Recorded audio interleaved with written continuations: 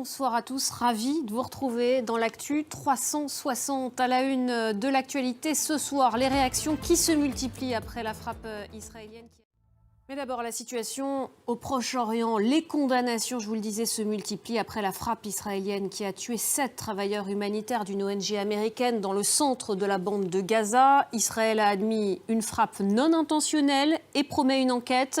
Le président de l'État hébreu, Yitzhak Herzog, a présenté ce mardi soir ses excuses. Noémie Roche.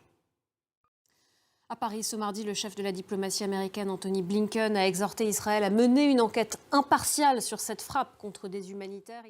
L'Ukraine, où au moins 18 personnes, dont des enfants, ont été blessées tout à l'heure dans une frappe russe sur la ville de Dnipro. Ce mardi, le président ukrainien Volodymyr Zelensky a signé un projet de loi qui prévoit l'abaissement de l'âge de la mobilisation. Et alors que cette guerre en Ukraine dure depuis plus de 2 ans, maintenant un registre a été créé afin d'apporter un dédommagement aux victimes de ce conflit. Kiev dit s'attendre à des millions de requêtes. Cécile Galluccio. Dans l'actualité africaine, à présent, à seulement 44 ans, Bassirou Diomaye Faye est devenu officiellement ce mardi le 5e président du Sénégal. Il a prêté serment et succède ainsi à Macky Sall, moins de 3 semaines après être sorti de prison. Lors de son discours d'investiture, il a promis notamment un changement systémique. Florent Rodeau.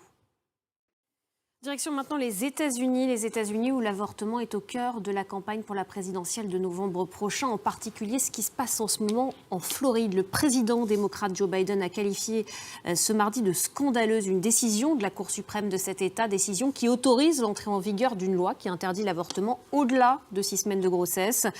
Celle-ci pourrait toutefois devenir caduque dans 8 mois. Regardez. En bref, à présent en Finlande, une fusillade a éclaté ce mardi dans une école de la capitale Helsinki. En Turquie, toujours en bref, un drame à Istanbul ce mardi. Au moins 29 personnes ont été tuées dans un gigantesque incendie. Et enfin, pour finir en France, la mort de Maryse Condé, la grande écrivaine. Voilà, restez avec nous sur France 24, l'information continue.